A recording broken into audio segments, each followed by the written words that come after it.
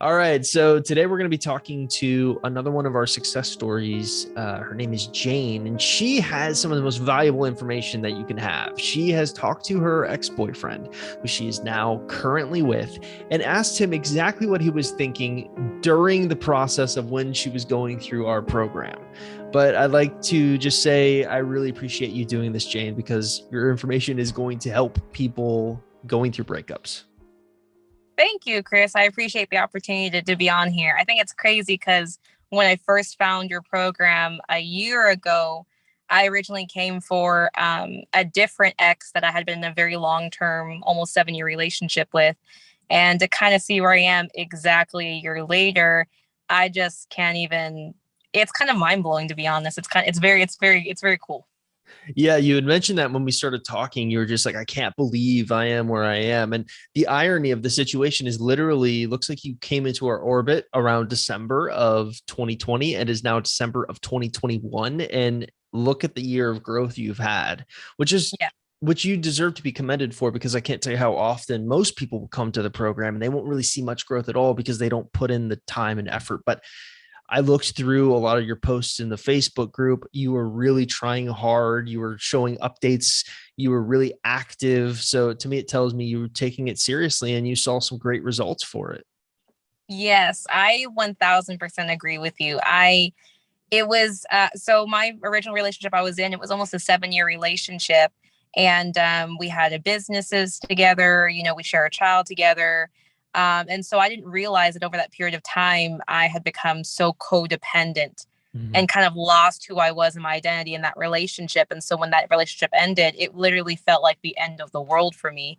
And I had a very hard time coping. I had a very hard time processing. I remember that was the first time therapy became an actual real thing and not just a word, and friends and family members were starting to talk about, you need to really, really just get help. This is not healthy. It's not okay. And in that like emotional, like that heightened emotional, like kind of madness, I was like Googling everything, found your program, was like, okay, I can do this because I didn't want to lose my life. I thought my life was ending.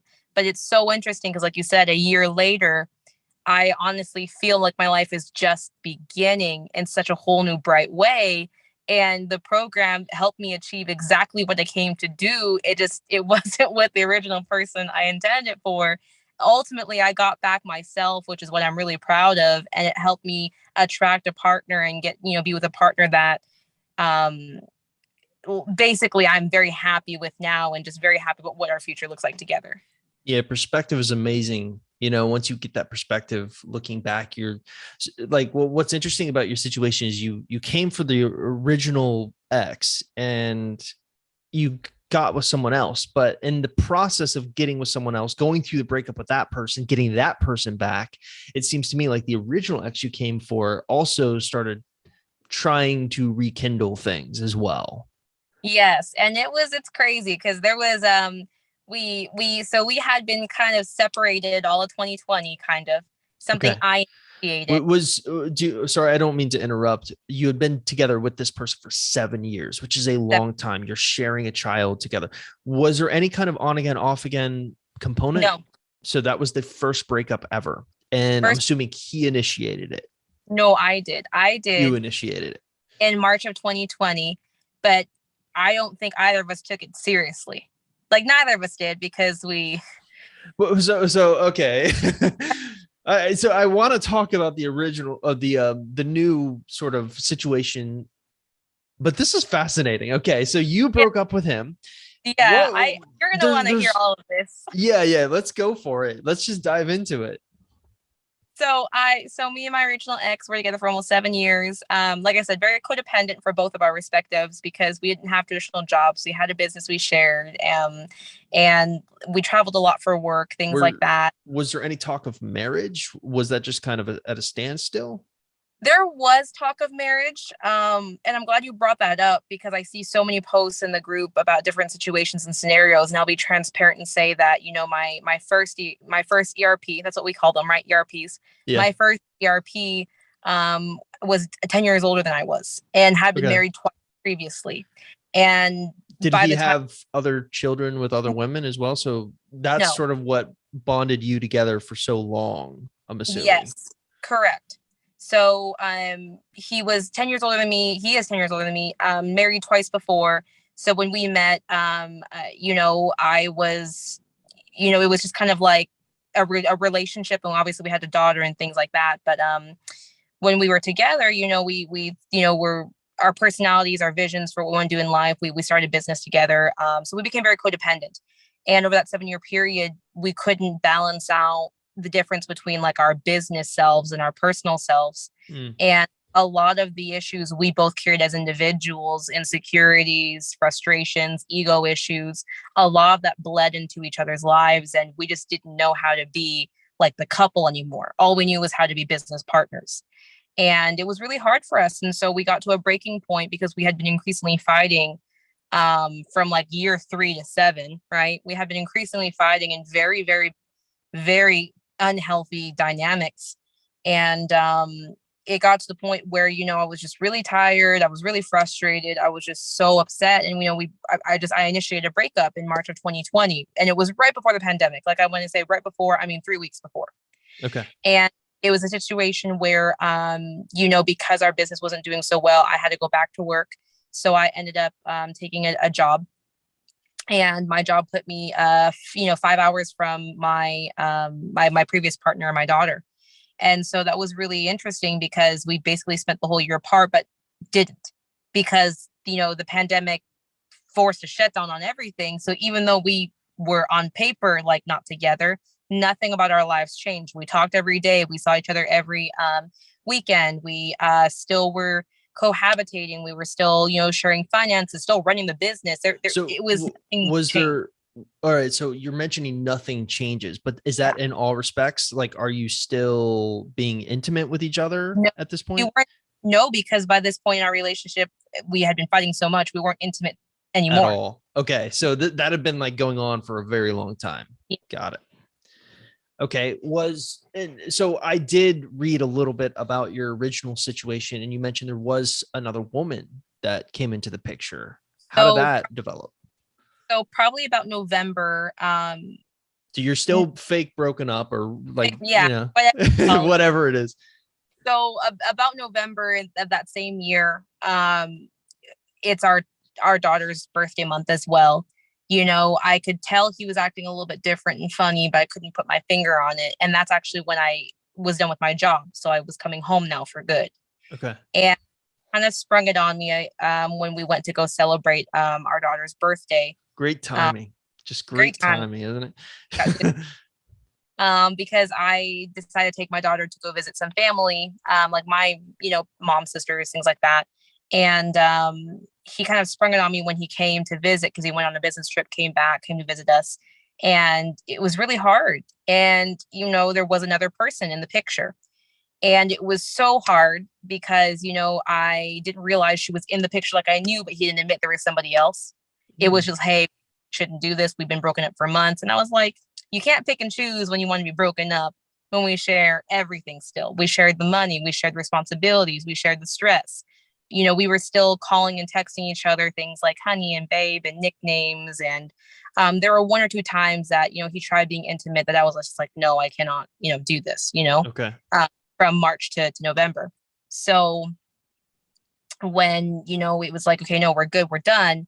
And we were like, okay, now we have to act as if we're really not going to be together.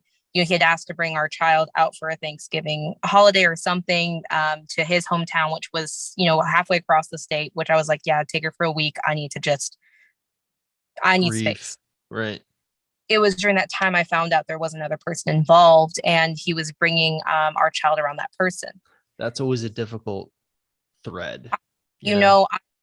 I drove halfway across the state in the middle of the night, picked up my child, came back. That started off this whole barrage of just very, very unhealthy yelling, screaming, kicking, fighting just between us, just terrible. And, it kind of cemented their relationship even more, because I was acting like the crazy ex that was just couldn't go, all this stuff, right.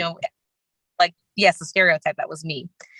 So it was during that time, and it was that right after Thanksgiving, about a week or so after all this stuff had happened, I found your program. And I was like, oh, it's only like, $30, whatever. I've been in the sales and marketing world for years. And I was like, okay, there's something else coming after this funnel, right? But the Yeah. value for bucks, let me just go ahead and get it. Right. So I was like, let me do it. And I was so intrigued by the booklet and the program. And what really drew me in for that like initial whatever I paid was the Facebook group. And I was like, see, that's interesting. There are other people. I can't keep overwhelming my sisters. I can't keep overwhelming my family. They're already not supporting me as it is. They're already not listening to me. I feel worse about my own self and situation apart from my previous partner because of what everyone's saying to me. I can't do this. Like I need an outlet. So to me, that was like the biggest draw. And so, I dove into the program, was really reading everything over and over and over again, was watching all the YouTube videos over and over and over again, was participating in the group, posting how I felt, being 100% transparent, right? Because I wanted to make sure that I got the best feedback, got the best advice, and just seeing what other people were going through made me feel so much better. Like if I'm honest, it didn't make me feel so much of a loser because Yeah. I felt like such a loser. I felt like, gosh, like my life is ending. But when I saw what other people were going through, other men, other women, things like that, it was like, man, I could really there's a community here. Like I can like feel supported. It gives you kind of a safe space because society has certain ways they treat people who are like complaining about breakups and stuff. Yeah. And it gave me a really safe place to really vent, go to, focus, redirect, especially because, during the no contact or the limited no contact with my first partner, I failed it like twice in the first month. And I had to start for a third time seriously. But there were so many dynamics in it that I'm not going to focus on today, but just so many crazy things he was doing that just was like making it hard to not break it. But I had to really say, listen, what do I want for myself? I really have to take this program seriously, regardless if I want him back or not. And even though I really missed my partner at the time, missed the life we had, I knew we could keep moving forward with everything the way it was. And it didn't help that the other woman in the situation was just being the other woman. She was contacting me. She was very publicly doing a lot of things on social media. I had blocked her from the beginning because for me, I didn't want to look at things. I didn't want to go on a healthy spiral of Facebook stalking or Instagram stalking or what, because people do that. And I said, I don't want to compare myself to her in that way and feel bad about myself. So I blocked her from the beginning, but she would reach out to me through different phone numbers, like text calls. That's crazy. For someone to get another phone number just to harass another person says a lot more about them than it does. That's not even the height of it. Like she would do a bunch of stuff. And, my first ex was going through some health concerns because of the stress he was feeling going between the both of us. Mm-hmm. And in my eyes, I was like, they're going through this perfect life, all this stuff, this. She's already met family. Like he's replacing me. Like I felt like I was being replaced in every way. I felt like he was trying to replace me as even my own daughter's mother. I was in not a good place. Yeah. But the saving grace was the program, because the things I learned and the advice I got from more experienced members who had gone through the therapy work, had done a lot of the assessments, had done a lot of the self-reflection, it helped me see the cracks in places where maybe he didn't want me to see, that showed they really weren't in a healthy relationship themselves. And so kind of fast forward from Christmas holiday to the springtime, maybe about 2 months later, January, February. You had done some coaching with Anna in between here. I did coaching with Anna. I did a session with her in December because and like I said, I was so anxious. I remember Anna specifically told me, she said, our first coaching session, Jane, you were very manic. You were very manic to the point where it was like so anxious, so manic, like in a panic stage, like it was very concerning. So you definitely have that anxious attachment style sort of tendencies. And would you say your first ex had maybe avoidant tendencies? By far, he was more of a dismissive. Okay. So it's essentially the traditional breakup you're expecting. You got the anxious and the avoidant. They grate on each other's nerves. There's a breakup. Then the avoidant moves on to someone else, thinking like, oh, well, why can't I find someone? But that new person is just as anxious as you are. And, there we go. Yeah. No, it's a classic avoidant, anxious attachment. And what's interesting, I'll note here, is I was never an anxious attachment style in most of my relationships. I was pretty secure. Yeah, well, so what's interesting, and I think the biggest misconception people have about attachment styles is that it can change just because you Yes. grow up with maybe a secure attachment. If you get into a relationship, especially I think in a relationship like yours where you're sharing this child, and that becomes a huge part that bonds you and kind of invests your time, you can become anxious about that and your attachment style can kind of shift. And maybe that's what happened to you. I was so anxious because like I said, I was so codependent. At some point, I failed being independent and keeping autonomy and became so codependent and losing like the identity of who I was. I became so anxious at the thought of us not being together because I didn't know who I was. It forced me to really examine who Jane was without this person, without this partner, without this man. And between December and February after a coaching session with Anna and really diving the program and being in the support group, I really had to really ask myself who I was outside of my partner. Who was I outside of this person? Who was I outside of the role of being a mom? And that's what I was really trying to explore. And so it's kind of interesting because at this point, I'm in the program, I'm done with my LNC, I'm or about to be done, but I'm really not even trying to text with this person, You're like especially with, just now getting the, like you're supposed to do that like at the beginning of the limited no contact, but you're just now getting the actual point of no contact, which is like, I need to yes, figure out who I am, you yes. And that know? didn't happen for me till the very end. And so I started going on dates again. I started really pouring more time into things I wanted for me. And that's when I started going on I went on 2 dates, okay? I went on 2 dates. The first date was a terrible date. And the second date is when I met my current ERP. Okay. And it's interesting because I think at that point I was so frustrated because I was like, I don't, I know I'm young, right? I'm 30, but I was like, listen, I've got a child, I'm business minded, I don't have time to waste. I went through all this emotional bull crap with this person for like I'm 6 waiting for someone to actually step up and commit, I get Yeah, it. at that I get point it. I was like, I'm done. Like if I'm gonna tell you what I want, like let's just be transparent from the beginning.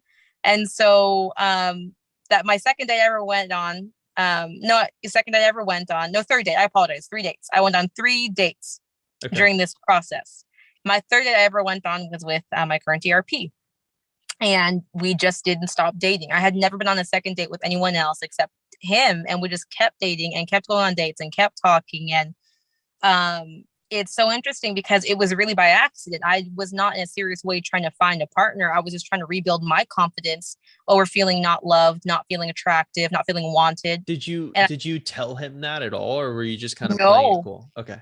I was playing it cool. I felt that way. Like I felt not desired. I felt not wanted. I there were a whole lot of things that go into that. So I knew that going on dates to rebuild my confidence and to rebuild not my sense of self-esteem, but to essentially give me something to work with as I was growing it was super important. So on this third date with him, I have it on 2 dates before, with two other people that just I was like, okay, waste of time. Yeah. So on this date with my current DRP, um, I sat there and basically told them for an hour straight over dinner who I was, what I wanted, what I was looking for in a partner and a future husband, Okay. what I was willing to do as a partner. It was just very direct and transparent. Okay. I All right. How did it work? remember, well, we didn't stop going on dates. Okay, so He it told worked. me it worked. He told me after the fact because I didn't give him an edge and a room to talk. He told me after the fact. He was like, I was very intimidated, but it's to the point where I was like, well, she's aggressive. Why? Let me go on a second date. Okay. So we kept going on dates from there and we started talking every day. And the more and more I talked to him, the more and more I started dating him. I was like, oh, wait a second. I don't want to move too fast, but is this what a partner could be? Like we have the same principles, we have the same values, we share a similar mindset to a lot of things. And I remember at this time dating him, I remember thinking to myself, I can't remember a time with my previous ERP. I can't remember the last time I felt we were on the same page. Yeah, I'm telling you, perspective is an amazing thing, especially when you like go into thinking like, oh, this is the way it usually is when I date people. And then you get kind of a glimpse in the sunlight of what it can be like when you actually start dating someone new. And you're like, wow, we don't have to fight constantly. We don't have to bicker over this stuff. We can be mature about this. Oh, it was just a breath of fresh air. And it was nice because I was nervous a little bit because it was like, it's someone new that you're dating, you're not sure, but at the same time, I never felt so comfortable. I felt comfortable. I felt like I didn't have to impress him. I didn't feel like if anything, I just kept thinking, man, like he's going to run at some point. But it wasn't a way that I was like, because I'm not enough. So it's I the was too good to be true syndrome, yeah, essentially. yeah. And Well, something does happen negatively here in a minute. It does, because I was being a huge, while I'm going through this self-growth, self-journey process, I was kind of being a dummy, right? Because I was like, man, I got to a point where it's like, well, do I move forward completely or do I kind of hang on a little bit? And I kind of stayed too long in that space. Okay. And that was so indecisiveness really just destroyed your sort of vibe with him. Like, yes. Like, was there ever an official talk like, hey, we are officially dating, I am your boyfriend, you are my girlfriend type thing? Yes, there was, but it happened about a month after we started going on dates casually and talking every day and really getting to know one another. But as I'm dating someone new and really embarking on this journey with him, my first ERP is ramping up his just crazy reach outs, crazy, like all this drama. It was drama. There was so much drama happening. Was he still with the other woman at this point? The other woman. Okay. And there's just drama happening between them. She starts emailing me like a couple of times. I'm sure you saw it in the group, right? Just the email she sent me were super nasty. She was like, you'll never lose enough weight to get him back. I'll have to take care of, him and your daughter because you can't take care of yourself. That just, to me, is someone who is incredibly insecure with their own relationship to feel the need to do that. It was terrible, just terrible. And she like a true alpha in the world is not going to give a rat's what about anyone else. They're so confident with themselves. So the fact that she's just doing that, she's projecting her own fears onto you and making you a bad guy. She would do it after her fights with him. Like if they would have a fight. You learn that now. Yeah, I learned that now. After the fact, I learned it. And I would always tell him, hey, listen, you tell her, don't reach out to me. We don't have a relationship. Like her and I don't have any kind of relationship. My business is with you for this reason only. There's no reason for us to be talking. Like, that's it. Like I end a story. And so they had a lot of drama. He had a lot of pressure. For anyone who's in an OW situation, especially if they have a child together with their ex, things like that. My ex had a lot of pressure behind. He felt like ex number one, he felt like he was living two lives. Mm-hmm. He was like, how do I satisfy and keep new person happy? But how do I not still the mother of my child? Right. Yeah. I get it. And she would tell him, I feel like you have two girlfriends. I feel like you're keeping dual lives. She would tell him that. Come back and tell me. And what's interesting, did he ever introduce her to your child? Yes. Was she mean to your child? No, she wasn't. But she would say, they would do things. They would do things in front of my child that didn't make me comfortable with it. Like when they were fighting, they would fight in front of my child, and it would be in very unhealthy ways. I can't disclose right now publicly, but it'd be in very unhealthy ways. So, and of course, your child, who's around the same age as my daughter, is a sponge and will repeat and tell you everything. Mm-hmm. Everything. And so my ex would come tell me, ex number one, for those of you still listening, I don't want to be confused. But for ex number one, he'd come and tell me every time they'd fight. He'd pick fights with me. He would ask me for advice on things to do with, the new woman and things like that. All over the place. He's all over the place. And I had at that point basically abandoned wanting to do the texting program with him and wanting to get back with him because number one, it was too much drama for me. I was sick and tired of feeling sick and tired. I was realizing that I deserved better. And I had on, the other hand, a partner that was just this incredible, just wonderful man. Just, we had the same principles. We have the same values. We had the same vision for a kind of future that we were looking for in a family and in a life. And, I was like, I don't want to risk that future for a past that, there are moments I remember fondly, but there's also so much tension, so much drama. There's drama now. I was like, I can't risk that.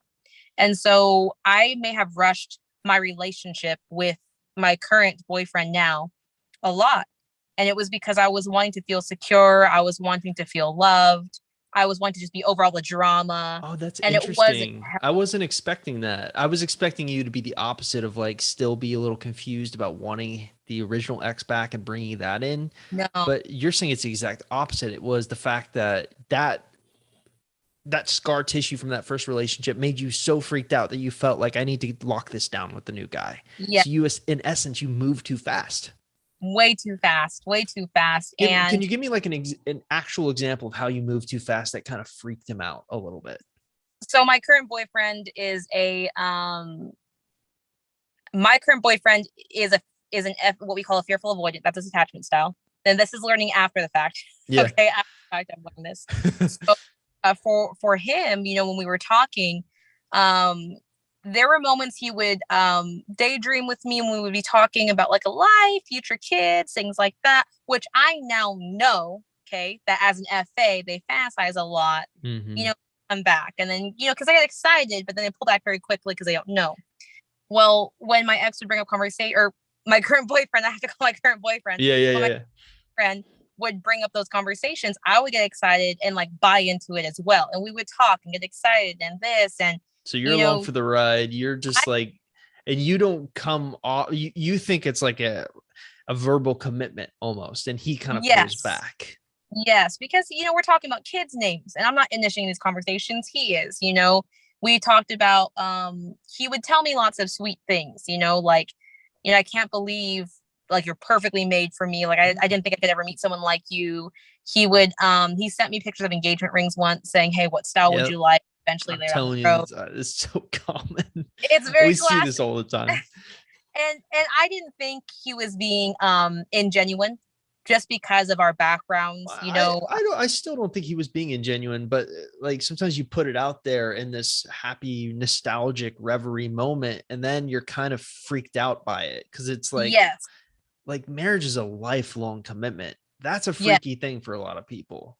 Well, we started spending a lot of time together because we're me and my current boyfriend were long distance. We've been long distance from the beginning, and it's been a challenge, but I wasn't used to not, because again, I was in a 7-year plus relationship. I was used to seeing my partner every day. I was used to doing a business with my partner every day. I wasn't used to being in a several plus hour long distance relationship, especially one where we weren't doing the same job or business, especially when now there were other dynamics because my current boyfriend has a child outside of my daughter, right? Okay. So it was it's like a mirror. He's like the dark twin of you or something. How crazy is that? He really is, because, when we started dating, I found out that his previous relationship was also 7+ years. Does he have with a boy? Is it? He has a boy. I swear to God, it's like the craziest mirror. Wow. And his previous partner was also older than him. Okay. And so it's very. If the stars happen to align, it's just like you can't write it any more perfect than that. Okay. We grew up within 20 minutes of each other, not knowing it. Yeah. We met in a town that neither of us are from, but had a lot of business dealings in. I found out that my mom's best friend when I was growing up was, friends with a relative of his because she worked at his school. Like there was just a lot of things that were like, this is the guy for you. This was sure. Like, man, yes. But of course, we're going to go through a breakup here. So let's get to, there's 2 big points that we need to cover here still. Number one tries to come back at some point, right? And number 2 is ex number 2 is about to go through a breakup with you. So what's the timeline of events here? So I met, my current boyfriend in January. And we became like official like April. Okay. April 2021. All yeah. Right. April. We came official. So there's like a 3-month courting period almost. Then the official thing. You had your talk where you're like, I want this. Yeah. Yes. That didn't freak him out. So he kept going and all right. Things are happy. Things are happy. So during that period from January to April, because my first ex was causing so much drama, the OW was causing drama. They were both doing crazy things. They were both reaching out. And then I also got to the point where, my first ex was, saying, I'm gonna reach out to your current boyfriend, and, I want to talk to him. And Sabotage it or something. So you're worried, like, is he gonna say that like I'm cheating on him or something like that? I just didn't want him being, because I knew my first ERP was a very aggressive man. I didn't want him just starting crazy drama and BS for Mm-hmm. no reason and really scaring my current boyfriend. And it got to the point where I was just constantly telling my current boyfriend, stressed, venting what was going on, this and this and this and all this other stuff. And my current boyfriend, he's a very mature person. He really is. And he's very level headed. He's former military. So he likes to assess situations. He's very patient. And I'm not really sure your first ex being aggressive with someone who's like a Navy SEAL military type person is the smartest move, you know? It's not. And I didn't want him to really push that envelope with my current boyfriend, because my current boyfriend, while he is patient, he also has like a no bullshit tolerance. Sorry for my language, but That's all good. Like, we're not going to deal with this. And Yeah. he told me very on, I'm not dealing with drama. So I knew that. So I was just like, oh, I got stressed. I got anxious. So all the hard work I was putting in was now starting to unravel. Mm-hmm. And I felt it unraveling, because it was like, now I was in the hot seat and pressure going between two different things. And it's difficult in your scenario too, because you share a daughter with this, this first ex. So it's not like with most people, I would just say, well, just cut them out. Like, they're done. You're done with that phase. You can't really do that here, so you're constantly, there's a thread in there. Yes. So it was very, I have a very interesting ERP story. It's very, I love it so far. It's fascinating. When people ask for advice online about different things, OW or long distance or this, I'm like, no, I've touched all of that. Yeah. Been there. Been there. But like I was saying, it caused a lot of tension between us. And I was constantly going to my current boyfriend for drama. I was constantly just doing little things that were immature. I had been doing a lot of growth and work, and I was proud of myself, but there was still immature, insecure behaviors I was doing out of fear, out of jealousy, that, my current boyfriend didn't appreciate. And he shouldn't have. Like, honestly, he really shouldn't have. So my my first ex, it got to the point where my first ex was coming into town a lot, because we lived in different cities. So he's coming back to the town where me and my daughter were living. And it just wasn't making sense. There were a lot of excuses for why he was in town. And so there was one week where I had made arrangements to go see my boyfriend, my current boyfriend. I went to his town to go spend a weekend with him at his house, things like that. And my first ex, I can't remember what it was, but he caused a lot of drama for me. I can't remember now, but he caused a lot of drama for me that month. And my current boyfriend was not happy. He was like, this is just, you gotta promise me this is not going to continue. Like, I'm not okay with this. And he had been giving me warning statements, not in like an overly, hey, I really need to understand this is serious and it's a deal breaker for me kind of way, but just comments I wasn't taking seriously. Because I kept thinking I can manage it all. I can fix it all. That's where my mindset was. Did you include your current boyfriend in any of, did you like explain to him exactly why you were acting this way, or were you just sort of shut up about that? I was shut up about it, because I didn't know how to like talk to him about what I was going through. I didn't know how to, because he was also like, he was single for nearly 3 years before we met. So there was a part of me that was like, I don't want him to think I'm not ready for this, because what if he's not, like, what if he doesn't wear, my mindset was scarcity. Yeah. I'm going to lose such a good man who I believe is my life partner. What the hell do I do? Yeah. So that month, my previous ex was causing a lot of drama. I can't remember what, but he was doing things that my current boyfriend wasn't happy with. And so we had arranged for me to go spend time with him. I go down to my boyfriend's house, out of town. I drive to go see him. We spend a wonderful weekend together. We're driving through my neighborhood, driving through his neighborhood, sharing memories, talking, and, really starting to get into, we're a couple phase. And at this point, we were having such a lovely weekend. I could tell my current boyfriend was like stressed about something, but not saying anything about it. And so I was like, oh no. And I had that sinking feeling in my stomach. And I went home, things were fine. And I think my previous ex came into town again to do something. And he took my car, my vehicle, to do something. And for my current boyfriend, that was like the breaking straw. Yeah. It Yeah. was like a straw for him, but he didn't say anything. Was sitting on it. So a Okay. couple of days came back into town, we were talking, and I don't know what happened. I think he was not being engaged on the phone with me. And I said, honey, is everything okay? You're quiet. And I could hear he pulled over. He was driving. He pulled over and said, well, we might as well have this conversation. And that's when I was like, oh no. And so I was being dumb. And I opened up the door to this part of the conversation. And I said, are you breaking up with me? Mm. Produce that thought. Well, that's a projection. That's your biggest Yeah. fear. You're just putting it out there. So he was like, I think I am. And so we had like a 2-hour meltdown on the phone. It wasn't a meltdown. I say meltdown, but it was like negotiating, bargaining. Okay. Hey, let's try. I handled this very differently from the first ex. Very differently. I was calm. It was Well, just the bargaining. first ex, you are the one who broke up with him. Yeah. This is the opposite side of the scenario. And to me, it seems like a little bit of like upset, worry, anger, maybe even a little bit of jealousy that you're so close to this ex, which to your point, or to the point I made earlier, you share a child, so it's not as easy to just cut this person out. And that's just probably just like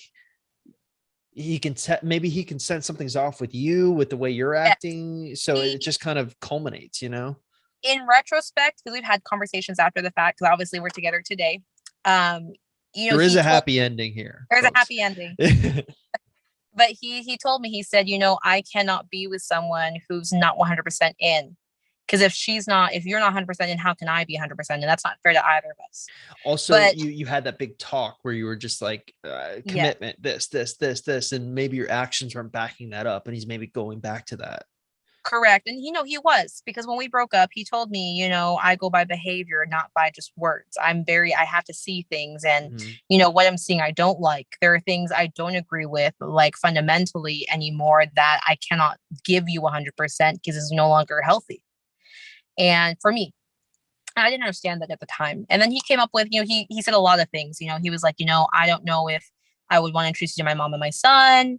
I don't know if I can be the same person for you and for your daughter that I am for my son. I don't know where I am career-wise. I don't even know if I want more kids in the future. So all this stuff that was just kind of throwing me off, because I was like, not even just a couple days before, things seemed super happy. So I was very thrown off, but it's because I wasn't seeing everything that was all the little cracks that started to kind of build up, because I was choosing to only see a lot of happy things. So we broke up. I didn't go to no contact right away. I was like, maybe this is not a final decision. So over the next couple of days, I didn't reach out to him. He reached out to me. But when it was clear we were broken up, I immediately went to no contact. And he reached out to me probably like maybe 4 or 5 times during the first 2 weeks, that week but before I went to no contact, and that first full week of no contact. And I wasn't responding because I was in no contact. And he called me one night, like 11 p.m. late at night, didn't answer. A couple days later, he texted me, have a great day, didn't answer. A couple days after that, he deleted me off of social media. Took me off Facebook, took me off Instagram. Typical anger response. Well, she's not responding to me, I'm going to show her. Delete. I was so heartbroken. I was so just, oh my gosh, I cannot believe this. And so I was like grieving a second time. And I was like, man, what the hell is really wrong with you, Jane? Nothing. Come on. Nothing. What the hell? It's the men. So I really took this no contact seriously, even more seriously, because I was like, you know what, this is bullshit. Well, you could actually do a real no contact this time. Yes, sort of the limited no contacts is a little bit flawed in the fact that you're forced. Yes. Yeah. I had real no contact. I had to really do growth. I went through and reread and started actually reading the books that Anna had prescribed to me from months before, that I should have started reading from months before, because it would have saved me a lot of time. Calming the emotional storm probably is there. It was, for me, Attached was a big one. Wired for Love was a big one. Right. Never Split the Difference was a big one. Tell me that's the best one. Listen, I was like, I really want to take this seriously and master this crap, because, I don't know if we're going to get back together. I don't know whoever I'm dating in the future. I don't want to go through this crap again. I'm tired of this. And so at some point, the first ex, has he tried to come back yet, or is that still to come? So I started dating my now boyfriend in April. We broke up a few weeks later. We became official, and then broke up 2 3 weeks So it's later. very volatile issues Yeah. with the first boyfriend coming in and sort of stagnating or polluting the relationship Yes. here. It's exactly what happened. And then, when we broke up, obviously my first ex found out about it. And my first Oh, he's ex there to be broke, the crying shoulder to right. He's probably trying to be the he hero. was, he was, and he broke up with his girlfriend. Same time? They were about the same time Okay. because she found out that he had cheated on her. With whom? Other women. My first ex was sleeping around. He was, doing a whole bunch of Had he been doing that in your relationship? I no, mean, not at all. can you say that definitively though? Yes. Okay. So he must have been really unhappy with this other woman. Very happy, very unhappy. And they broke up because he was cheating on her. And so then it was this weird time where he was trying to reconnect with me. He started having conversations like, what if we get back together? And I was like, dude, I'm just in the space where I need time to heal. She's still in your life because you basically replaced me in our business with her. And now you work with her every day. Oh, So it's messy in all kinds of areas. And I'm is like, that still the case right now? it is. It is. So let me continue because it's Okay. gonna You got one heck of a story, Jane. maybe we should go back and re-record and break this up into 2 stories. Who knows? No. This is all good. This is all good. So I'm really going through my no contact. My first ex was trying to rekindle with me. I'm like, nope, no, thank you. Don't talk to me. Like, I'm straight. Him and his girlfriend break up because he's cheating on her and all that crap is happening. I found out so much about that time period between me and my first ex when we were broken up and the OW situation about his perspective, because then we were talking a little bit more. I knew I didn't want to be with him, but after they broke up, then he started admitting a lot of things. Okay. So just for anyone listening, if you have an OW in your story and you see weird social media behavior and a bunch of other stuff happening, it's all the OW. It really is. And the best advice I ever got in the group was pretend the OW or other man doesn't exist. And so I did. But that made her so mad. And so she would go into his account on Facebook, stalk me. She would delete me off his social media several times a day, block me several times a day. Then when he would refollow me and add me, it's because he was upset that she was doing all of that. Hello. I'm still here. Oh no. I can still hear you. It says I can still hear you. Uh-oh. Well, we're having a little bit of technical difficulties with Jane, but we will come back here. hello. I can't hear you. I'm sorry. I don't know what happened there. That was so weird. I was still here. I was talking. I was like, what happened? I was like just going on this rant about like, oh man, I'm sorry that you went through that with the other woman. It's just like typical super insecure behavior. And then we just sort of cut off. But we're still recording, luckily. So let's just keep the train going. Yeah. Is this sound okay for me? Do you hear Sounds me? perfect. Yeah. So I Just think anyone listening, just consider this like the intermission between the saga that Jane's going to. we have to have one. So like I was saying, I found so much about my first ex's perspective and things he was feeling, going through things in that situation. But again, I did not want him. I truly felt like, I need to be on my own, find out more about me, really, really understand and fix my issues. Because at this point, I'm like, okay, there is something wrong with me. Not in the sense I'm not like a good partner, but there were insecurities, there were unhealthy things I was holding on to that was reflecting in my relationships, obviously, at this point. So I was like, let me attack that stuff first. So I did. And I really started doing that. And I went on dates again, just to like have something to do to, again, start rebuilding confidence. Right. And, I went on like 12 dates over like a 9-day period. It was. So that means you went on multiple dates a day. Yes, and I never went on a second date again. It was all one time. Okay, just like practice for you.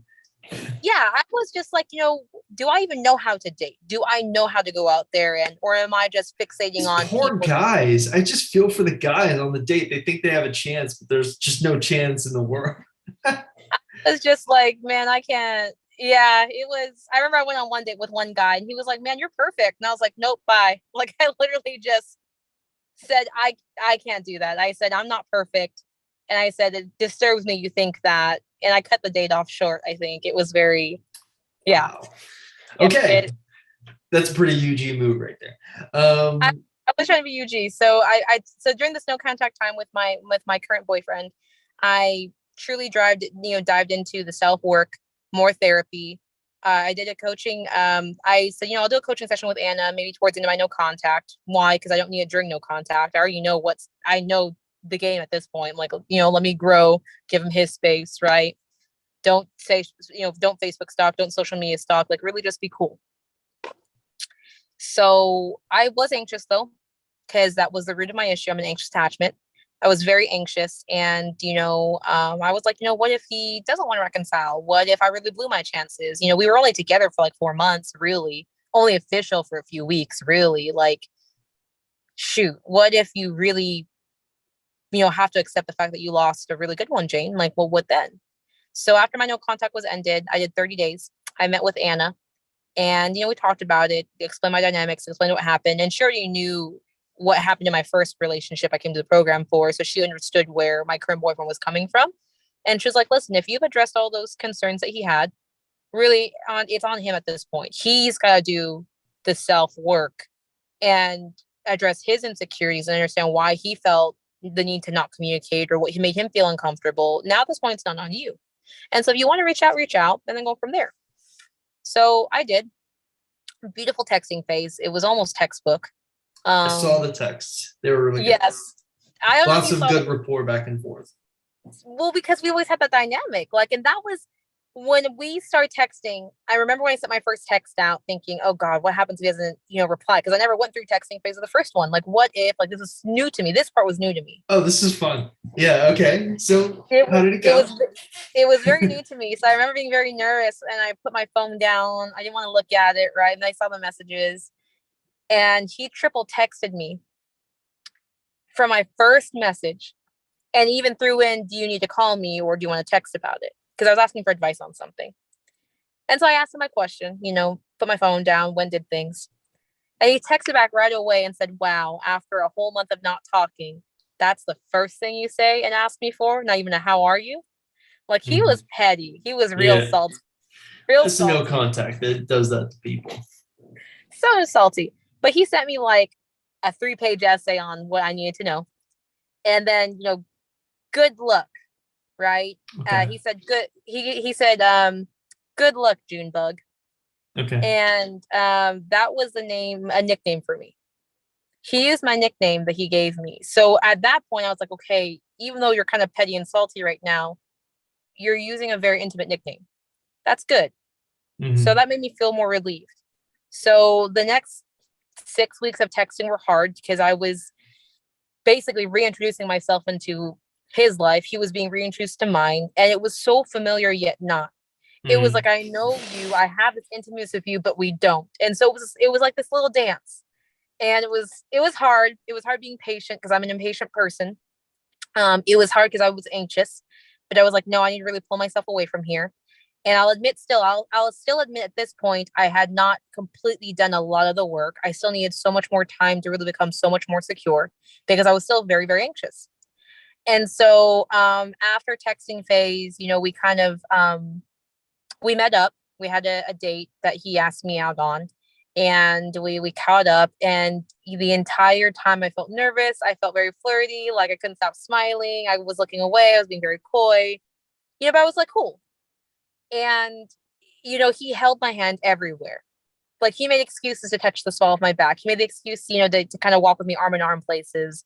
He pulled my glasses off my face, was cleaning my glasses for me, kind of like, that's a good move. Tisk, right? Yeah. Like, just things, long hugs, just, I could tell, okay, there's still something here, but I'm not sure because it's not the same. And that's what I feel like I was looking for. I was looking for something to tell me, okay, things are okay between us. Like this is going in a good direction. Because it's, we're intimate again, but it wasn't the case. Like I had to remember like we're broken up. And so we went on one date, still kind of texting. We go on a second date shortly after that. And that was fine. The second date was more obvious. You know, we were eating together. We were sitting next to each other now, catching up. You know, we have this thing between us. I know my friends, you know, my friends are like, oh, like they roll their eyes at us. But when we eat together, we always give each other bites of each other's food. Yes. So say that last part again. So we were sitting in the same booth, so we're sitting next to each other now on the second date versus across from each other on the first date. Got it. But my friends would make fun of us from when we first dated because we're the type of people where we're a couple where we'll give each other bites of each other's food. I know. I roll my eyes. It's just like in the COVID era, you're willing to do that. Okay, all right, you know, whatever. That was us. So no, it's kind of cute. But at the same time, you know, it's sort of, I get it. I get both perspectives. Like, yes. I get both perspectives. So for our purposes, this is a very good sign. Correct. So on the second date, it was a very good sign because we were willingly like sharing bites of food with one another, doing that, catching up, a little bit of future talking, a little bit of flirting. And then after that, I had to go out of town because I had, you know, a sick family member. And so we started talking a lot. Do you mind if I ask a question here? Yeah. This is the second date you've been on, correct? Correct. With him. Yes. Was there any attempt at a kiss no. on any of the dates? So just sort of like you're still trying to feel that out a little bit. Yes. Okay. Yes, but the increase in small physical touches increased. Yeah. He's working up his confidence. He doesn't want to like overstep, I think. Yes. And then you know, after like literally the same day after that date, I had to go out of town because I had a sick family member. So we started talking every day now. We had closed the gap now to where we're talking every day. You know, mind you, before our first date, we had worked up, you know, to a phone call. You know, we went on a couple of dates. We worked up, you know, to do FaceTimes. And when we were FaceTiming, he was obviously flirting. So after the dates, he was obviously flirting now on FaceTime and being like sexual and things like that. But it was like, it wasn't unwelcome, but it was also like very blatant to the point where it was like, you were never like this when we first dated. What's up? Okay. That's an interesting twist. So it was, yeah. Like it got to the point where it was like, we would flirt sexually, but it was like it was not gross. It was not indecent, but it also wasn't like normal between us. It was just odd. So this is like a new element that's getting added to the dynamic that was not there the first time. But was not there. I would say you didn't date very long for the first time. Yeah. So I guess that's maybe what came into play. I don't know. So was it unwelcome when it was happening the second time for you? Or did it throw you off? It wasn't unwelcome. It just threw me off. It threw me off because it wasn't his character. Okay. It's not his character. I'll just say that. Okay. I think I get it. Yeah. I felt like I knew his character to at this point, even though we didn't talk for 30 days. But I was just like, this is not you. Like, why are you doing this? I couldn't figure it out. What's going on? So I had to go out of town for a sick family member. We started talking every day. We're FaceTiming, we're calling. But now the energy level at this point changed. Something shifted. And I could feel he was kind of withdrawing and pulling away. So although we kept a routine of talking every day, FaceTiming every day, calling every day, we started getting to the point where it was the good mornings every day. Like he would text me good morning every day, good night every night. Yeah. So we were slowly working our way towards, okay, we're going to start dating again. I mean, it's going really, really well. It's going really well, but emotionally he pulls back. Okay. He pulls back. So generally speaking, in situations like this, we tell our clients when they pull back, you pull back a little bit. Did you follow that advice? I didn't because even though he was emotionally pulled back, he was still texting every day. Right. Yeah, I get that. So how did it unfold for you? So we just kept that routine. And then when he did start doing small pullbacks, I started, respecting it. Then he'd come back after 2 or 3 days. We'd be fine. So you did do it then. You kind of pulled back a little bit. So around this time, we had a conversation where I was like, hey, listen, I like where we are. He was like, yeah, I like where we are, and he made a comment. So it's around this time that he said, we might as well have this conversation. So he says that again. And I'm like, okay, what conversation? Did you pull over on the road again? Like, all right, let's have this conversation. It's like he was driving. How crazy is that? and he was like, I like where we are. I like what we're rebuilding a friendship, which was the foundation of how we first met. I think that obviously, we would have had beautiful children. We would have had a great relationship. Like he said, start saying things like that. And I was like, okay, cool. Yeah, I like where we are too. There's no rush. There's no, let's just, that's kind of where we left it. So he's still pulling back emotionally, but we're still texting every day. We're still calling every day. We're still FaceTiming every day. We're essentially becoming best friends.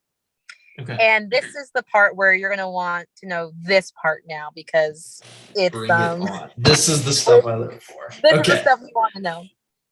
So, this is, we go through so we break up. My no contact is all of May, okay. Right? All of May. June, we start texting. Mid-July is when we start doing work. We've worked up to phone calls and FaceTime and having a first date. It was a pretty long texting phase to get to that point. Yes. So very methodical though. Yes. And then also because we were long distance, it was like it couldn't be helped. Like there was just. Yeah, I get it. Yeah. That's the only way to communicate. By this point, we have that initial conversation. Hey, we like where we are, right? And I thought it was so interesting that he was like, yeah, we would have had beautiful children, you would have like been the best past tense type thing. Like we would have. So we just left it alone. And this happens August, and we're becoming best friends at this point. We're establishing a best friend type, August, September, we are still talking, texting every day, but he's pulling back more frequently now. And it's becoming more strained, and I feel it. And this is when he starts doing three days of disappearing. So 4 days. September? Yes. Okay. Then October rolls around and he does a huge pullback. So October rolls around, and in October, at this point, I'm getting impatient. And I'm just it is a long time to wait around for like a commitment, So in October, because we're doing everything a couple would kind of do, but we're stopping short of being a couple and saying we're a couple. So intimately, have you become intimate at this point? No, because so texting was all of June into July.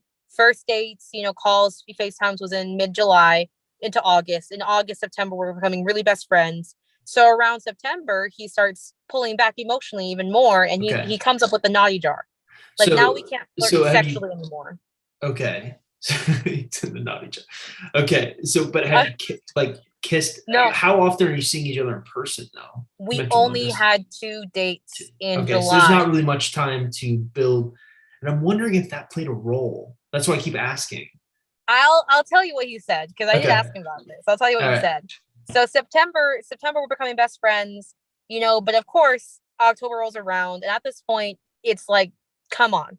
We are talking every day. We're calling every day. We are being intimate in an emotional way at this point. Yeah, which can be just as big for a lot of we're now in this phase where we're no longer just friends. You cannot say we're just friends. You can't say that. Yeah.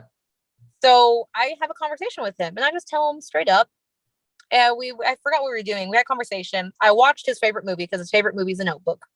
And yes, his favorite movie is The Notebook. It is. Okay. Chris, I know. It's a very interesting story we have here. So okay. His favorite movie is The Notebook. I finally watched it because in all my 30 years, I've never seen it. Yeah. Right. I was never part of the craze, so I watched it. And so we talked about it like a couple days later, because we still shared an HBO Max account, so he saw that I watched it. HBO Max is bomb. Yeah. So we had a conversation about it, and I just told him straight up. I was like, I miss you. And I hadn't told him this the entire time. At this point, now I said, I miss you. It's the first time you've ever shared feelings. Yes. And he said, oh, I miss you too. And I said, okay. So we're talking. And I said, you know what? I have something to tell you. He was like, oh, you're going to make it weird, aren't you? Please don't make it weird. I go, too late. I'm going to make it weird. And I said, I love you. And I miss you. And, I don't expect anything. And, we're not rushing things, but I want you to know that. And it got very quiet. Very You're on quiet. the phone? Yes, very, very quiet. And he was just just quiet. And so I was like, are you FaceTiming him? No, we were just on the phone. So it's just like you're just waiting. Waiting. So I said, I was trying to ask clarifying questions. I was like, hey, how are you feeling? You know, do you need a little bit of space? Do you need a little bit more permanent space? Either one is fine. What do you mean either one is fine? I'm asking if you need a little bit of space for a couple of days or a lot of space. And either one is fine. Like what? So at this point, I can tell he's just shut down. He's like, I just don't know what to do. That's the avoidant. So I told him, I said, hey, listen, I said, have a great day. Do what you're doing. I'll leave, I'll let you go. I'll text you later to make sure we're both okay. Let's check in, but we're good. Like, let's just move forward. So later on, I texted him like normal, as promised. He responded. He was kind of in, but kind of like, okay, things are so weird. And it was this weird thing where, we talked again every couple of days, and he did a really large pullback. He did like a 4-day pullback, 5-day pullback, and he had never done this at this point. So then he comes back. We pretend like everything's normal. Don't talk about where he went or why we didn't talk. And then, we're just talking, catching up, and I'm still frustrated. I'm still annoyed. So we have another conversation, and I forgot what prompted this conversation, but I was like, listen, he started talking about his feelings. He opened up for the first time and started talking about his feelings. And he said, the way I feel about emotions are like little sea creatures, like the ones you find in the deep, deep, deep, deep, deep, deep, dark ocean. The ones that aren't like pretty in the light, but they do perfectly fine way deep down in the ocean. I said, yeah, like Finding Nemo. He goes, yeah, those. He was like, those are my emotions. If they come out, I don't really want to look at them. But if, they're down there, way deep down there, they're fine where they are. Okay. It's an interesting analogy. He's basically explaining being a fearful avoidant. Mm-hmm. And so I could recognize that. And so I kind of, because he opened the door to it, then I just start talking to him. And it somehow comes up about feelings for each other. And I said, you can't tell me that, I'm just a friend. And he was like, but you are. I said, you can't tell me that. He goes, well, I care about you. I said, I know you do. We care about one another, but feelings will either grow or they'll die.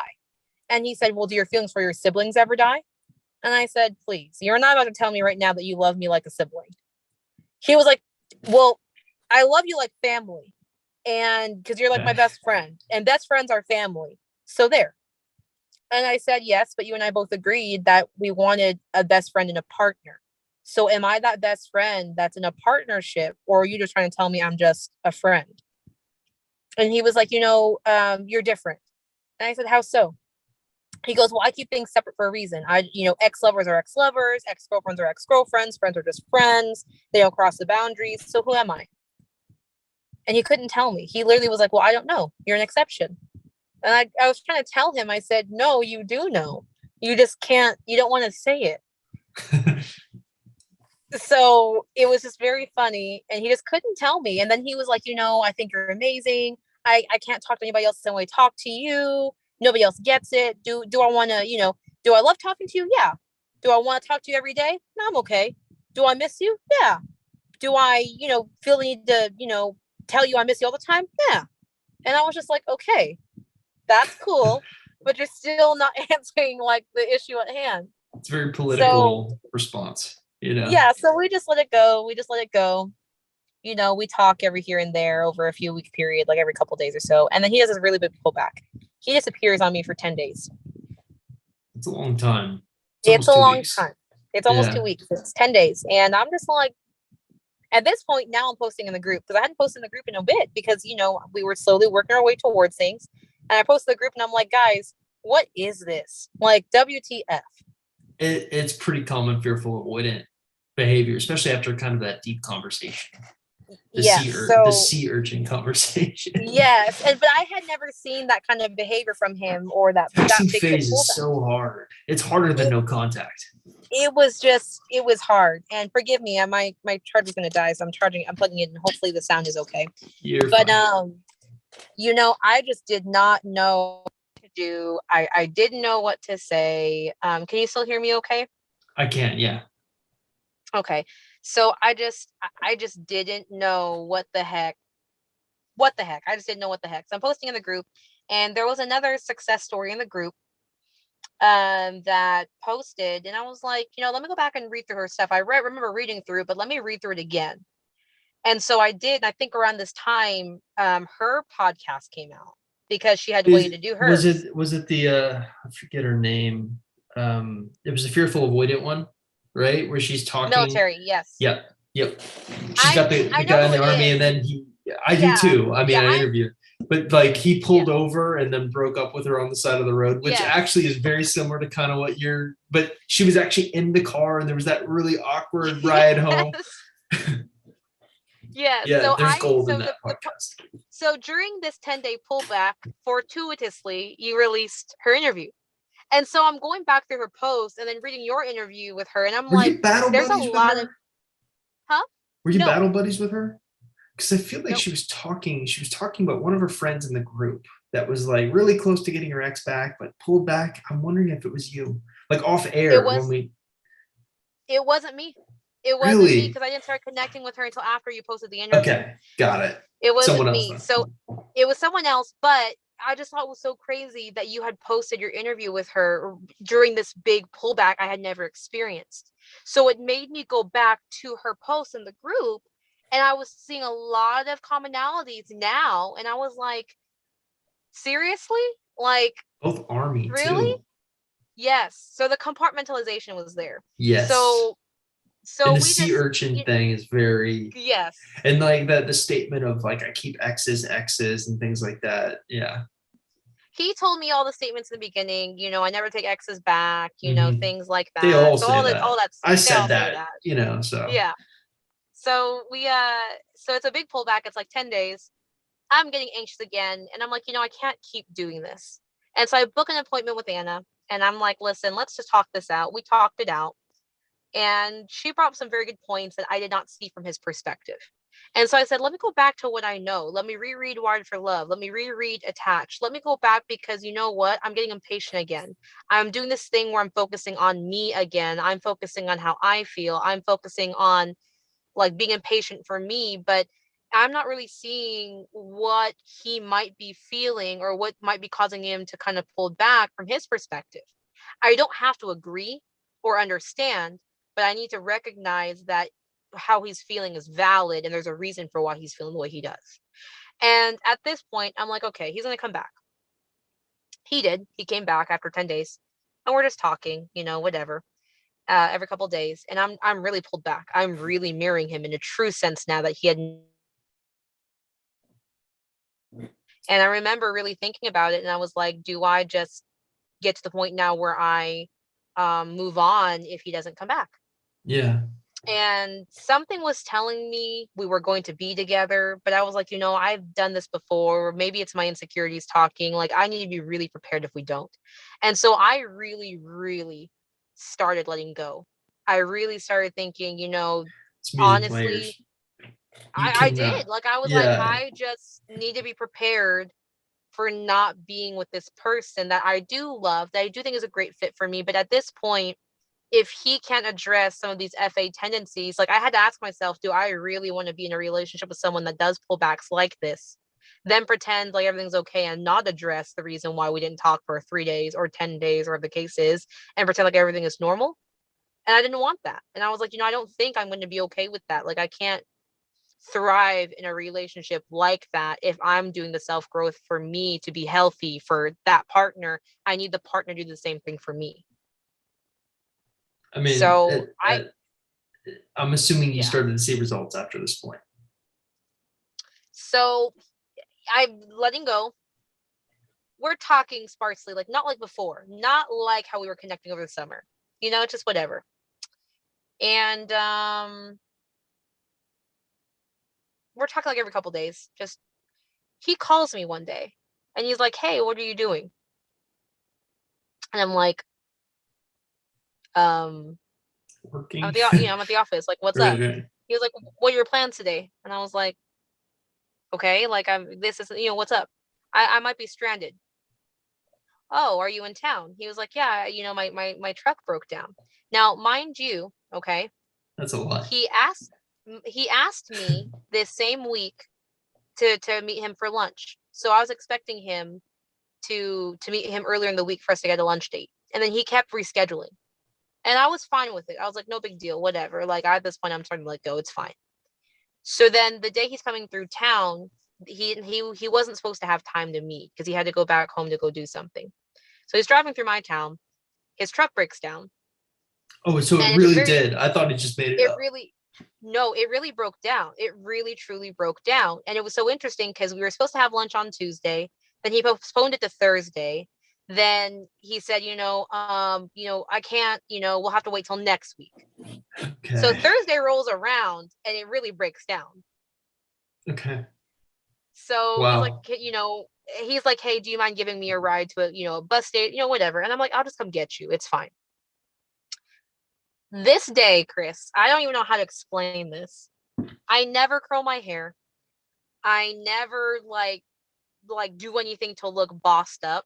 But this day in particular, for whatever reason, I just woke up and was feeling myself, curled my hair for the first time in over a year, Okay. got myself put together with a new makeup look I hadn't tried before, looked really good. And then did a couple of really good things at the office. So when I get the phone call, I'm like, you've got to be kidding me. Out of Some all the good days days, the stars just align. Some days, it it just happened to it align. it aligned, and I looked really good. I looked really good. So I go pick him up, right? And he's like, hey, thank you so much. You don't have to do this. It looks like it's not going to be ready for a week. I still have to get back to my hometown a couple hours away. I'm like, okay, why don't we grab something to eat? I'm kind of hungry. You owe me a lunch date anyway. Let's go get something to eat, and we'll figure it out. And so we grab lunch. I've got to pick up my daughter at this point because, it was just a very random day. She obviously hadn't seen him in months. She was so excited to see him. He was excited to see her. We all go have lunch together. And that's when he starts acting weird. I'm sorry, I know this is a really long interview, but No, it's fascinating. It's really good. it's so we're at lunch. He still is not saying anything. So by the way, I pick him up, right, from the dealership where the truck got towed to. And he gets in the car, or we get out, we give each other a long hug, and he can't stop smiling. And he's like, you look really good.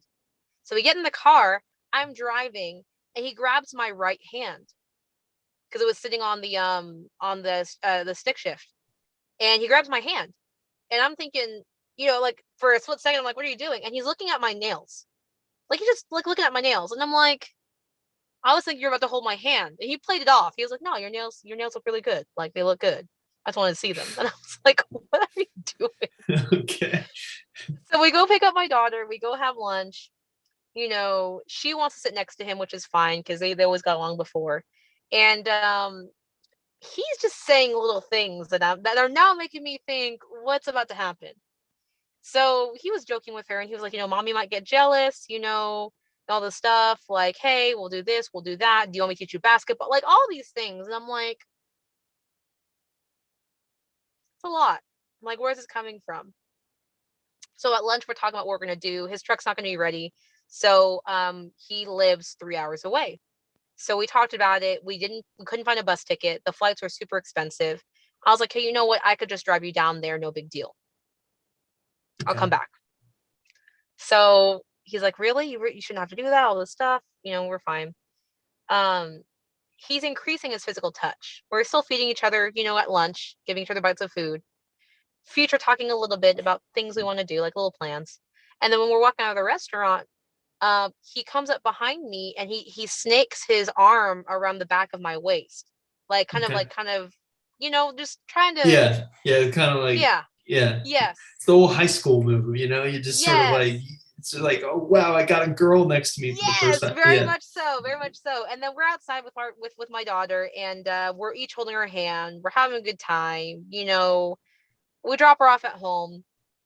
I get changed. We head out on our road trip, and we're just having a great time. At this point, I'm not nervous. I'm just like, let's just enjoy each other's company. My best friend is here, essentially. We're joking around all this stuff. We go to a Buc-ee's. You know what Buc-ee's is? I do. So Buc-ee's we stop at Buc-ee's. It's great, right? Best bathrooms in the world. Google Buc-ee's. Most It's cleanest unbelievable. bathrooms. Yeah. So we stop there, and when you go to Buc-ee's, you have to stop for a little bit to shop around. Yeah. Usually when I'm going to Buc-ee's, it's always to get something so I don't fall asleep on the drive back home. So it's just like pounding Gatorade or something like that. So we're shopping around, we're having a good time, all this stuff. He's pointing out little home decor stuff.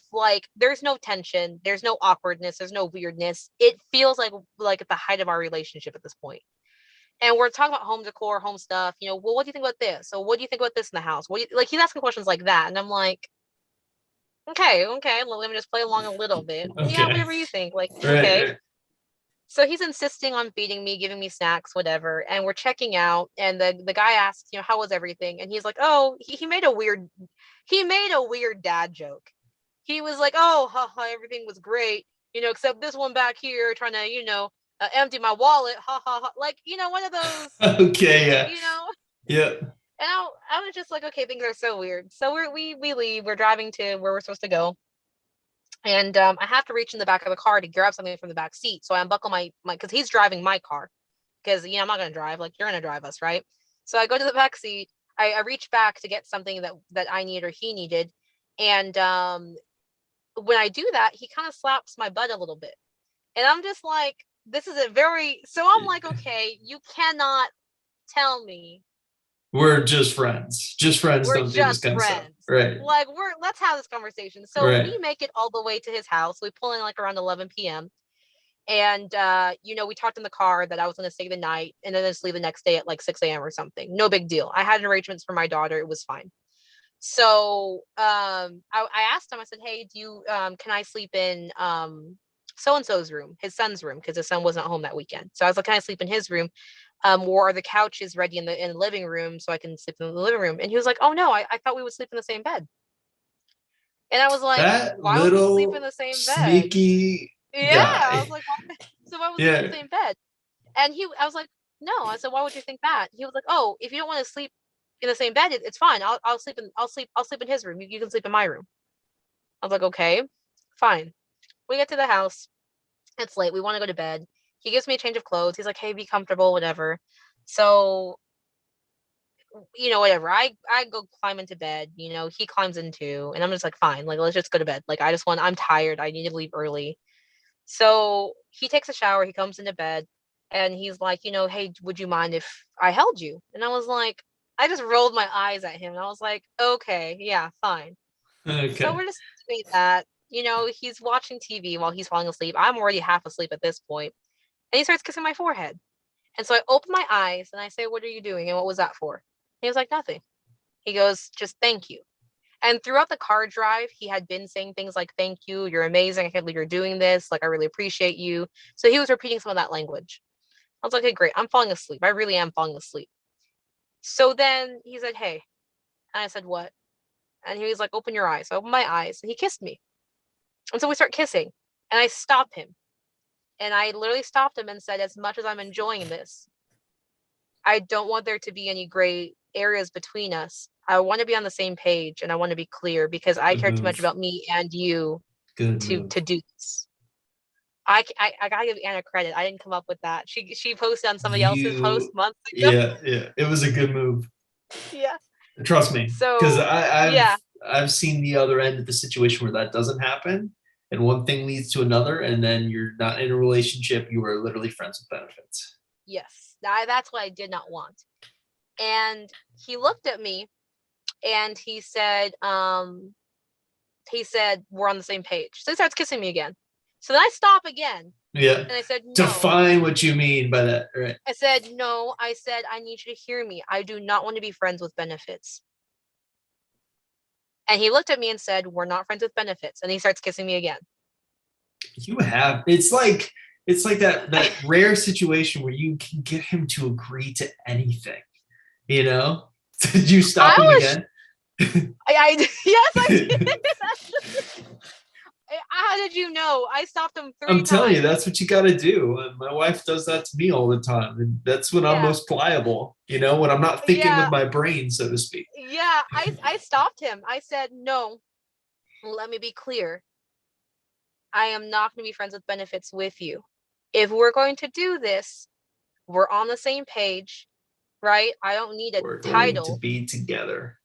But we're together. Like, I need to know that we're together or at least committed because I'm not going to do this with just anyone. And I know you don't either. He said, we're on the same page. We're not friends with benefits. I said, that's all I want to know. So then we have an intimate night. It's great. And I love how you just gloss over that. Yeah, it was great. Yeah. Then wake up the next morning, drive home. Yeah. No, really, that's literally what happened. The next morning, we're intimate again. I left. But at that point, it was like, no, we're together. Like, that was the understanding. And so over the next couple of days, I didn't really say anything yet to anybody because I was like, I really want to make sure first. Yeah, I want let's to make make sure sure this I wasn't didn't a make the fluke. biggest. Right. No, we are together. It's completely different dynamic. I mean, when I say the height of our relationship, it's the height of our relationship. He's calling me honey again. You know, we're future talking. It's the same, but also different in such a good way where I don't feel there's any pullbacks or hesitation or emotional withdrawal or anything. And it took a couple of days to really get into the full 100% of it after that night. But we basically walked into it, and it's like we've never been apart. And so we saw each other again a couple days later, spent the night again. And we were just catching up, talking. And, I asked him some questions. I was like, we need to be clear about this now. Because, we had an intimate night again. And I remember we were just kind of being like, we were together, laying in bed together. And I was just talking to him. And I was like, hey, I really need to know. And I told him, I said, you made moving on look so easy. I had no clue where this came from, on no indication. I said, I kind of want to know, did you ever think we were going to get back together? I just point out, ask him. And he looked at me and he was like, who said I moved on? He goes, for me, it's only ever been you. And so I was like, what? Are you serious? Pretty good. Pretty good. He was like, for me, it's only ever been you. He goes, just because it looked like I was moving on doesn't mean I did. And just because, we weren't friends on social media doesn't mean that I wasn't constantly tempted to find out or know what you were doing. He goes, it drove me crazy. But he goes, I'm a principled person. I didn't want to do that to myself and start looking you up and, stalking you. He goes, I made a choice and I had to live by it. And that was a consequence of the choice I made. So now he's coming into, he was basically following the decision to break up with me. Because if he went back on it, what would that say about him? Yep. Pride. And he said that. He goes, you and I both have pride. And he said, I've missed you. Of course, I've always loved you. Of course, it's only ever been you for me. And he said, I did think we would get back together. I had a feeling that we'd find our way back to one another, but I think we needed this break and this time for things to really settle between us. You needed time for your other situation to kind of calm down. I needed time to really think about what I wanted. And we needed this kind of this break. And it just happened naturally. I didn't think it was going to happen like this. I didn't I just, me, I take my time with things. It just happened. And that's where we are, Jane. And so we talked more and he was like, even though I deleted you off of social media, it's because it was painful to watch you go on with life when I was also hurt. And so for me, it was like, wow, we were both hurt in different ways, but just because we didn't see it didn't mean that we weren't hurting. We both were. And he was like, he goes, your picture is still the same on my phone. Obviously, we talk all the time. He was like, that wasn't going to change. We need more time. And so I started asking him more specific questions. And you're going to think this is funny. I told him, I said, so he addressed again, this is maybe the fourth time he had brought up the fact that when we didn't talk for a month, the first thing I did was ask him a question and not, hey, how are you? Right. He's still upset. 6 months later upset about it. Still upset. He brings it up all the time. And I was like, hey, you have to understand, I wasn't sure how you would react. You hadn't reached out to me anymore. He goes, of course I didn't. You didn't answer me for a whole week. Why would I reach out to you after that? You needed space. I didn't know how you're going to feel if I reached out to you. But besides the point, you've made the decision to reach out to me. The least you could have done was ask how I was. It's like you didn't care how I was feeling. You were just give me the advice or whatever. Right. He's still salty upset about that. that. He still brings it up. My take on it is look at the results. That's my take on it. It worked. And so we are where we are. So I asked him, you'll think this is very interesting because we didn't talk for that 10-day stretch. And he brought it up.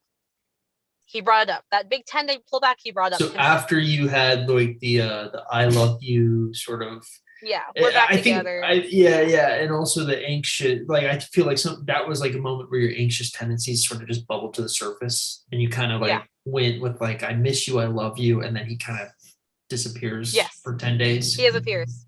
So he brought it up. He brought it up and he was kind of like being petty with me because he's kind of like that. He's a little salty sometimes. And I forgot what I said. And he goes, well, you didn't text or call me for like 10 days. So he was paying attention to how many days too. Just didn't say it. Yeah. So I was like, what do you mean? I said, you were overworked that week. By the time you finally called me, honey, you literally were working 24-hour shifts. Like you were busy. I was giving you space. Like you were tired. He was like, you still could have called or texted. I stopped him. He's playing a game. He's playing a game. I said, first of all, hold on, honey, let me be clear with you on this. I said, so you want me to call you or text you to know that I'm there, but you also don't want to feel the obligation to reply if you don't have the energy to reply. Like you want me to engage and reach out to you, and you will engage and reach out when you want to, but won't if you don't have enough energy, but still know that we are okay. He said, yeah, it's perfect. You understand. I said, what? That's pretty funny. It reminds me of stuff I used to do when I was like really insecure about like how someone felt about me. And I would be like, okay, I'm going to give them a test and see like if they reach out to me, that really means they care. But the fact that you did it probably pissed them off so much. I called him out on it because I was like, that's an FA tendency. You want to know I'm here for you and that we're good, but at the same time, you don't want to feel the obligation to respond if you don't want to. You want to feel like you want to talk to me, but you don't want to feel obligated to talk to me. He just wants to feel wanted without reciprocation.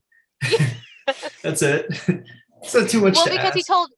he told me, he was like, hey, if I say I miss you, I'm going to say it once. I don't feel the need to say it again. If I tell you I love you, I say it once. I don't feel the need to say it again. And I'm just like, okay, like we're good. Whatever, dude. Now, whatever. I'm like, listen, that's some of your past traumas. We're all good. Like, I know it's how you grew up. It's fine. We're good. We're on the same page. He really is a wonderful man. He really is. But, I just called him out on it. And the thing that stood out the most after we got back together was,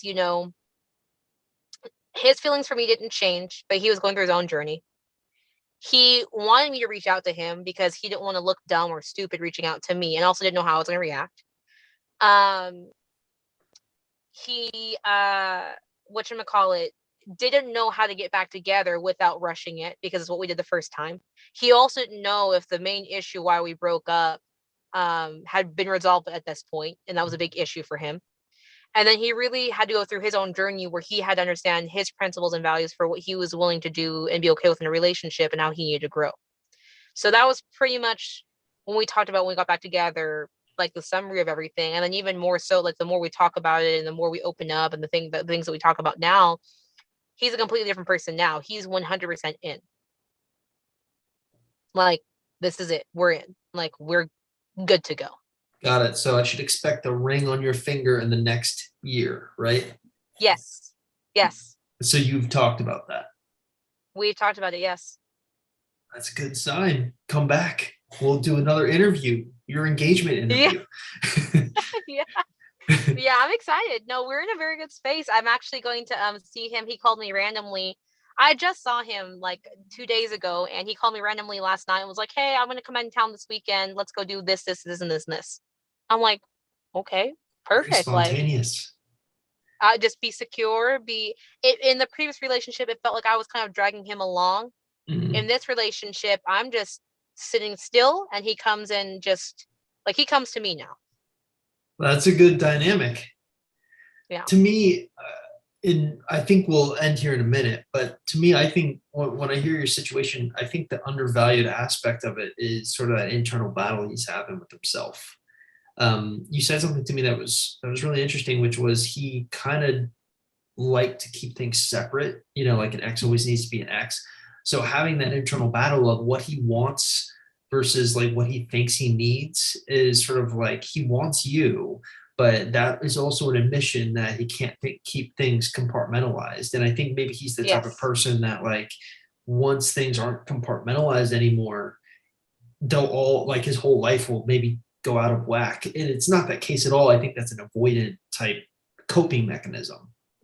No, you're 100% correct. And it's interesting. And I'll say this, my second coaching session with Anna, where I really was like, be okay if you don't get back together. Like, you really need to be okay with this. We talked about it, and I told Anna, I just can't figure this out. So we really talked and delved into it a little bit more. And she 100% called it out. By the way, small plug, if you haven't done coaching, whoever is listens to this right now, please sign up for coaching with Chris or Anna or Tyler, any of our other amazing coaches, because they will literally put a perspective on it outside of your own. You need to be forced to see, right? You have to get out of your own way sometimes to get the help you really need. The And the sad fact is, not most people don't want to look at, you're a unique individual, I think, because you were willing, you wanted to do the work. I think yes, most people kind of go into coaching expecting us to do the work for no, them. And it's as simple as us showing you, like, this is what you need to do. And if you don't do it, you're not going to get a great result. I mean, it's like a cause and oh effect yeah, relationship. You are unique in the fact that you wanted to do the work. And that is a huge plus. yes, thank you. I feel like when I was doing coaching for this relationship, me doing the work made the difference. I feel like in the first relationship that I came to the It's, ERP for, I was expecting things to magically just happen and wait for it to happen. But this one, I was like, no, I got to work for this for me first. So Anna had called it out completely in our second coaching session. She said, listen, you have to understand, for someone as principled as he is with his character, if he goes back on breaking up with you and all of a sudden you're together again, then that means that the promise he made to himself is no longer good.